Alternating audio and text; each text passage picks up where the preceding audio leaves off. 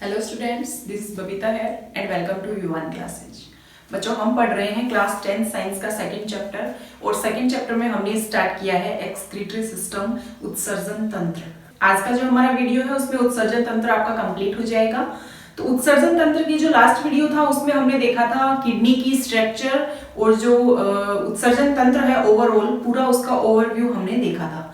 और अब हम पढ़ने वाले हैं कि नेफ्रॉन जो है, किडनी के अंदर जो नेफ्रॉन होते हैं जो ब्लड का फिल्ट्रेशन करते हैं, ब्लड को छानते हैं, वो हमने बात करी थी कि कौन करते हैं, आपके नेफ्रॉन करते हैं। इसीलिए हमने नेफ्रॉन को क्या कहा था, नेफ्रॉन को वृक्क की संरचनात्मक और क्रियात्मक इकाई हमने बोला था कि जो नेफ्रॉन होते हैं वो किडनी की संरचनात्मक और क्रियात्मक इकाई होते हैं। यानी किडनी का जितना भी काम होता है वो सारा काम कौन करता है, उनके नेफ्रॉन करते हैं।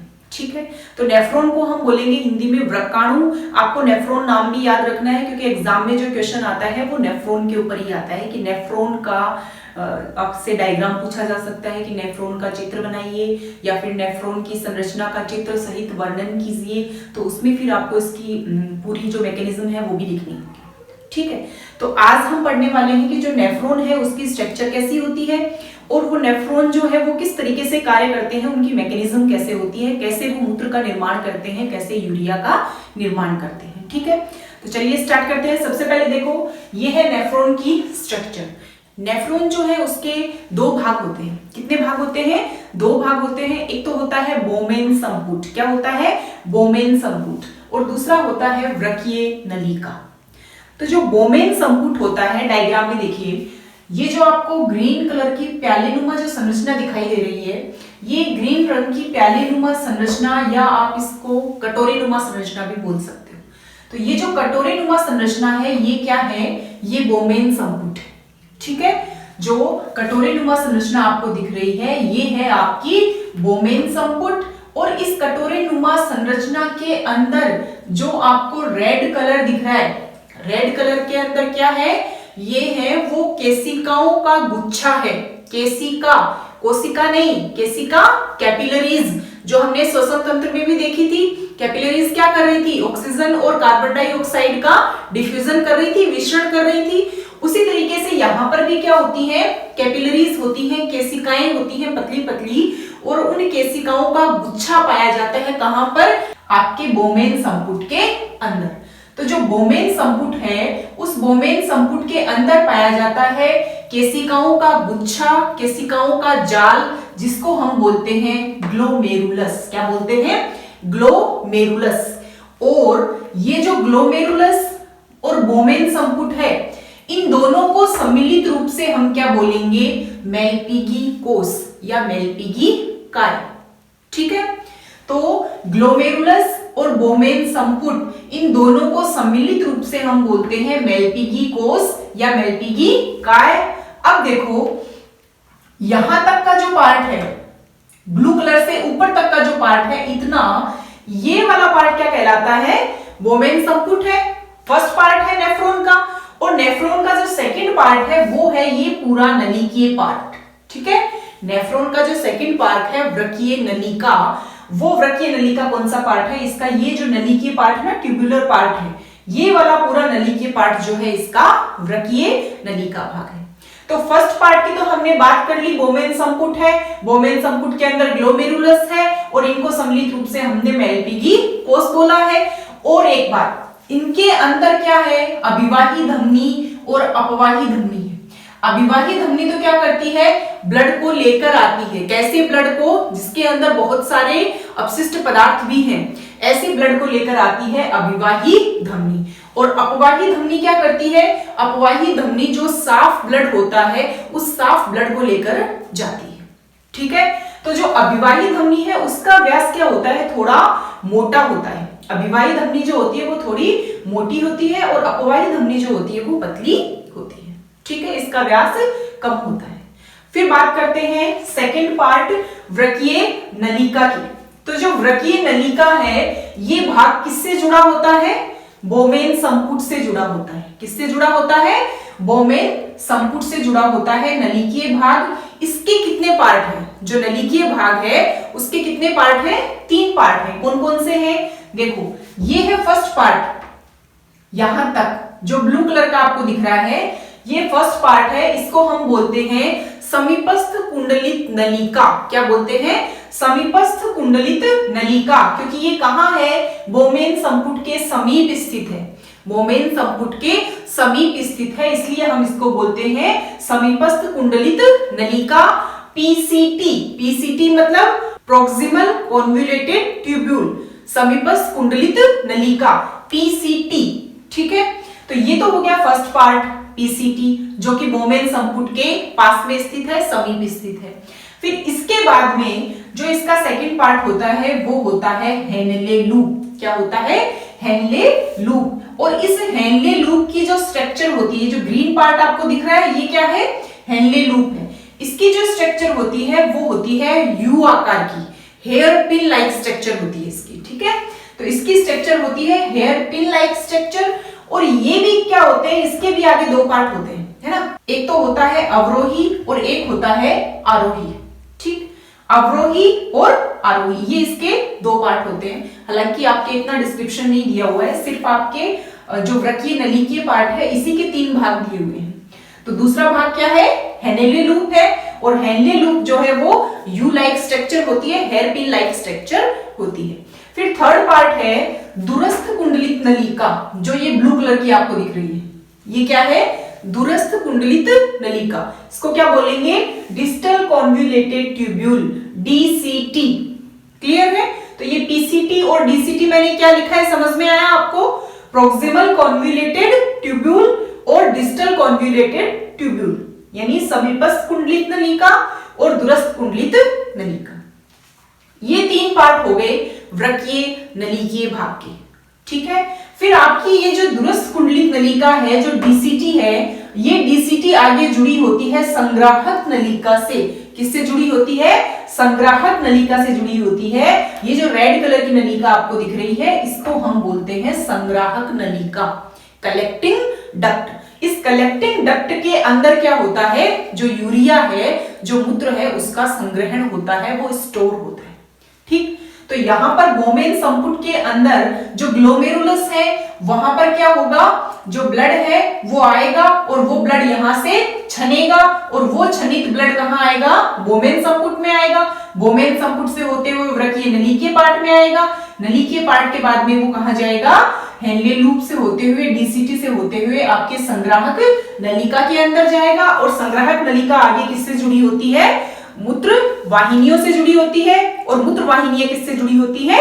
मूत्राशय से जुड़ी होती है। और मूत्राशय के अंदर क्या होता है? मूत्र इकट्ठा होता है, फिर मूत्र मार्ग के द्वारा वो उत्सर्जित कर दिया जाता है। तो ये तो थी नेफ्रॉन की स्ट्रक्चर, कि नेफ्रॉन के अंदर कौन कौन से पार्ट होते हैं और उनका क्या नाम है, उनको हम क्या बोलते हैं। ठीक है, अब पढ़ते हैं कि जो नेफ्रॉन है वो मूत्र का निर्माण करते कैसे हैं, उसकी मैकेनिज्म कैसे होती है, वो कैसे ब्लड को छानते हैं और कैसे उससे यूरिया को अलग करते हैं, उसको उत्सर्जित करते हैं, है ना। तो नेफ्रॉन की जो मैकेनिज्म है, ये किस तरीके से कार्य करते हैं, इसकी जो क्रियाविधि है वो है 3 पार्ट में। फर्स्ट है ग्लोमेरुलस निस्सेंदन। निस्सेंदन का क्या मतलब होता है? निस्सेंदन मतलब छनना या छानना। ठीक है, तो ग्लोमेरुलस निस्सेंदन। सेकंड पार्ट है इसका नलिकीय पुनः अवशोषण। और थर्ड पार्ट है स्रावण। ठीक है, स्रावण या आप उत्सर्जन भी बोल सकते हैं। तो फर्स्ट है ग्लोमेरुलस निस्सेंदन। ग्लोमेरुलस निस्सेंदन या फिर आप इसको गुच्छीय निस्सेंदन भी बोल सकते हो। ठीक है, तो ग्लोमेरुलस निस्सेंदन के अंदर होता क्या है? तो ग्लोमेरुलस निस्सेंदन जो है वो कहां होगा? वो होगा इस बोमेन संपुट वाले पार्ट के अंदर। बोमेन संपुट वाले पार्ट के अंदर जो ग्लोमेरुलस है, जो केशिकाओं का गुच्छा है, जिसको हमने ग्लोमेरुलस बोला है, वो ग्लोमेरुलस के अंदर क्या होता है? गुच्छीय निस्सेंदन का काम होता है। अब वो होगा कैसे? देखो, जो ब्लड है, जो अपशिष्ट पदार्थ युक्त जो ब्लड है, वो लेकर आएंगी आपकी अभिवाही धमनियां, और अभिवाही धमनियां वो रक्त लेकर आती हैं। ये अभिवाही धमनी क्या है? थोड़ी मोटी धमनी है, और आगे जाकर ये छोटी छोटी धमनियों में परिवर्तित हो जाती है, छोटी छोटी केशिकाओं में परिवर्तित हो जाती है। और ये केशिकाएं क्या बना लेती हैं? एक जाल बना लेती है। तो ब्लड आता है अभिवाही धमनी से होकर और इन केशिकाओं का जो गुच्छा है, इन केशिकाओं के अंदर से वो क्या होता है, छनता है ना। जो ब्लड है वो केशिकाओं के अंदर से छनता है। जो केशिकाएं हैं उनकी जो भित्ति होती है वो बहुत ही थिन होती है, बहुत ही पतली होती है। इसके बारे में मैं आपको श्वसन तंत्र में बता चुकी हूँ। तो ये बहुत ही पतली इनकी झिल्ली होती है, जिससे क्या हो सकता है, ब्लड छन सकता है, आर पार आ सकता है। ठीक है, तो जो ब्लड है वो इन केशिकाओं से छनकर कहाँ आता है, नीचे बोमेन संपुट के अंदर इकट्ठा हो जाता है। ये जो बोमेन संपुट है, बोमेन संपुट एक कटोरीनुमा संरचना, इसके अंदर वो ब्लड छनकर आ जाता है। अब उस ब्लड में से छनेगा क्या, उस ब्लड में से छनकर आता है वो पार्ट बता रही हूं। उस ब्लड में से ग्लूकोज, लवण, एमिनो अम्ल और साथ में यूरिया, ये सारी चीजें छनकर आ जाती हैं बोमेन संपुट के अंदर। अब इसके अंदर आपकी आरबीसी, डब्ल्यूबीसी, प्लाज्मा या जो प्लेटलेट्स हैं वो छनकर बोमेन संपुट में नहीं आती है। वो कहाँ रह जाती है, वो यहाँ पर ग्लोमेरुलस के अंदर ही रह जाती है। और जो अमीनो अम्ल है, यूरिया है, ग्लूकोज है, लवण है, वो सब छनकर कहाँ आ जाते हैं, बोमेन संपुट के अंदर आ जाते हैं। और जो साफ रक्त होता है वो चला जाता है अपवाही धमनी से उन केशिकाओं के अंदर और वृक्कीय शिरा से होते हुए वो शरीर के विभिन्न भागों में चला जाता है। तो देखो, ब्लड जो है छनकर आया नीचे और उसमें क्या क्या आया, साथ में ग्लूकोज आया, एमिनो अम्ल आया, लवण आए और साथ में यूरिया आया। वो जो छनित पदार्थ हैं उनको अब हम क्या बोलेंगे, निस्सेंदन बोलेंगे। क्या बोलेंगे, निस्सेंदन बोलेंगे, क्योंकि ब्लड यहाँ पर क्या हो गया है, छन गया है। अब नीचे जो पदार्थ आए हैं, नीचे जो तरल पदार्थ आए हैं वो क्या है, वो निस्सेंदित पदार्थ है, वो छनित पदार्थ है। और वो छनित पदार्थ आते हैं कहां पर, अब इस नली के भाग में आ जाते हैं। तो जो आपका फर्स्ट पॉइंट है गुच्छीय निस्संदन, वो कहां पर होता है, सिर्फ इतने पार्ट में होता है, यानी बोमेन संपुट के अंदर। ये जो यहाँ पर जो ब्लू लाइन है, यहां से ऊपर इस कटोरीनुमा संरचना के अंदर क्या होता है, गुच्छीय निस्संदन होता है। अब इसके बाद में जो छनित पदार्थ यहाँ आएंगे, वृक्कीय नलिका के अंदर आएंगे, उस पार्ट को हम बोलेंगे नलिकीय पुनः अवशोषण। क्या बोलेंगे, नलिकीय पुनः अवशोषण। यानी पुनः अवशोषण, यानी इसके साथ क्या है, ग्लूकोज आया, अमीनो अम्ल आया, लवण आया, ये सब क्या है, ये उत्सर्जी पदार्थ नहीं है। ग्लूकोज हमारा उत्सर्जी पदार्थ थोड़ी है। ग्लूकोज तो क्या करता है, ग्लूकोज तो हमें एनर्जी देता है, ग्लूकोज तो हमें चाहिए, कोशिकाओं को काम करने के लिए ग्लूकोज तो चाहिए। तो ग्लूकोज हमारा उत्सर्जी पदार्थ नहीं है। हमारा उत्सर्जी पदार्थ क्या है, यूरिया है। तो हमें यूरिया को ही बाहर निकालना है। उसके अलावा जो ग्लूकोज, एमिनो अम्ल और लवण, ये सब पदार्थ जो बाहर आए हैं छनकर, वृक्कीय नली के भाग में आए हैं, इनको हमें पुनः अवशोषित करना है। इनको शरीर से बाहर नहीं निकालना है। तो जो नलिकीय भाग है, जो पीसीटी है, हेनले लूप है और जो डीसीटी है, ये क्या करेंगे, ये पुनः अवशोषण कर लेंगे। किनका, ग्लूकोज, एमिनो अम्ल और लवणों का। इनका क्या कर लेते हैं, अवशोषण कर लेते हैं, इनको एब्जॉर्ब कर लेते हैं और इनको यूरिया के साथ बाहर नहीं जाने देते।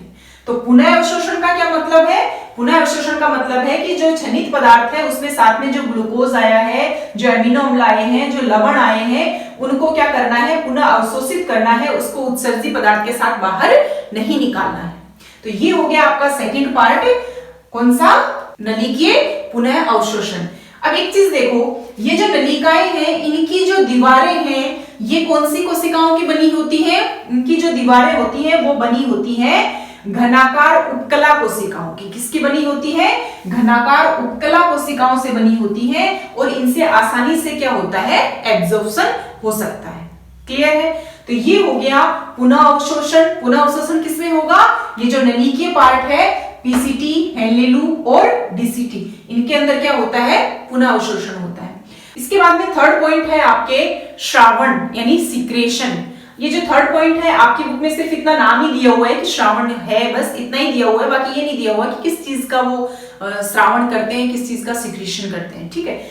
तो श्रावण क्या होता है, कुछ ऐसे उत्सर्जी पदार्थ होते हैं जो जिनका यहाँ पर निस्संदन नहीं हो पाता है, यानी वो यहाँ पर छनकर नहीं आ पाते हैं। ऐसे उत्सर्जी पदार्थ कुछ इन केशिकाओं के अंदर रह जाते हैं और वो क्या है, एक्चुअल में वो कुछ लवण होते हैं, जो सोडियम लवण है वो होते हैं। और उन लवणों को इन डीसीटी के अंदर श्रावित कर दिया जाता है। और कौन श्रावित करता है? उनको श्रावित करती है इन नेफ्रॉन के ऊपर क्या पाई जाती है? केशिकाओं का जाल पाया जाता है। जो नेफ्रॉन है इनके ऊपर भी क्या पाया जाता है? कुछ केशिकाओं का जाल पाया जाता है और वो केशिकाएं क्या करती हैं? सिक्रेशन करती हैं किसका? सोडियम आयंस का। बहुत सारे आयंस का सिक्रेशन करते हैं और सिक्रेशन होता किसमें है? डीसीटी के अंदर होता है। देखो रेड कलर से मैं आपको इन केशिकाओं को बनाकर बताती हूं। इस तरीके से इनके ऊपर कुछ केशिकाएं पाई जाती हैं, केशिकाओं का जाल पाया जाता है।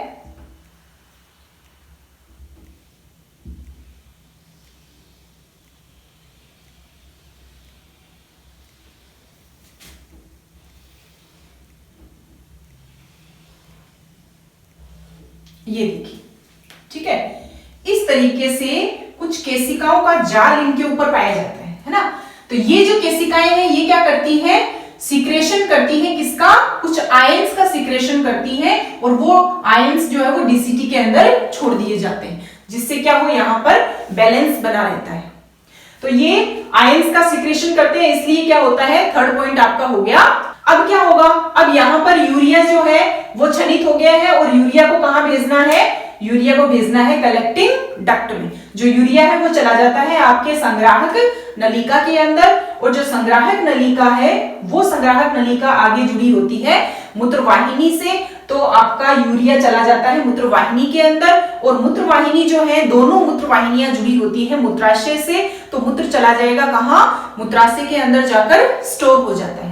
अब मूत्राशय में मूत्र स्टोर हो जाता है। मूत्राशय क्या है? थैलेनुमा संरचना है, तो वो क्या हो जाती है? स्ट्रेच हो जाती है, फुल हो जाती है। उसके बाद सेंट्रल नर्वस सिस्टम से यानी केंद्रीय तंत्रिका तंत्र से क्या आता है? संदेश आता है, केंद्रीय ऐच्छिक संदेश आता है। मतलब क्या होती है? उसमें ऐच्छिक पेशियां होती है, तो ऐच्छिक संदेश आता है और वो संदेश आने के कारण क्या होता है? जो मूत्राशय है उसकी जो पेशियां हैं वो संकुचित होती है। संकुचित होंगी तो क्या होगा? मूत्र को बाहर निकालना है। अब उनके अंदर क्या है? अंतिम भाग पर अवरोधनी पेशियां पाई जाती हैं, जिनसे क्या होगा?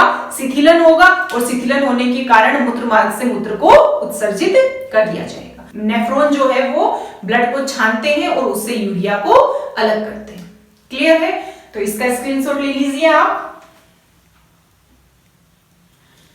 इसके बाद नेक्स्ट हम पढ़ेंगे, इस चैप्टर का लास्ट टॉपिक है रिप्रोडक्शन सिस्टम यानी जनन तंत्र, और वो कंप्लीट होने के बाद में आपका ये चैप्टर कंप्लीट हो जाएगा। Okay, thank you, keep studying.